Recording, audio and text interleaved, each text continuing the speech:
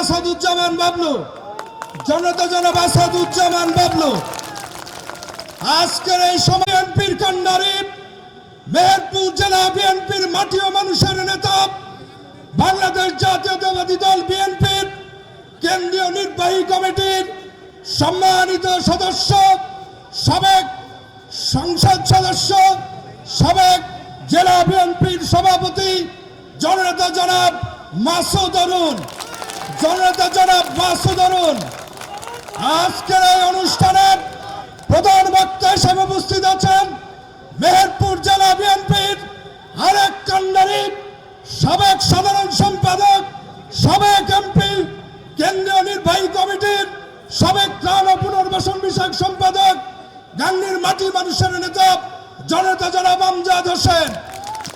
আমাদের মাঝে উপস্থিত আছেন মেহেরপুর জেলা আহ্বায়ক কমিটির বিপ্লবী যুগ্ম আহ্বায়ক, মেহেরপুর সরকারি কলেজের সাবেক ভিপি জনতা জনাব জাহাঙ্গীর বিশ্বাস।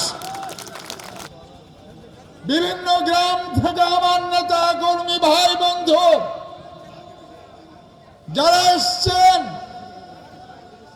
সবাইকে অনুরোধ রাখছি, আজকে এই মহাসমাবেশ সফল করতে হলে আমার প্রিয় মানুষ সেই লড়াই সংগ্রামের মধ্য দিয়ে যারা আজকে এই পর্যন্ত এসে পৌঁছেছেন, আজকের সমাবেশ ইনশাল্লাহ আপনাদের সহযোগিতায় আমরা সফল করব। কি বলেন?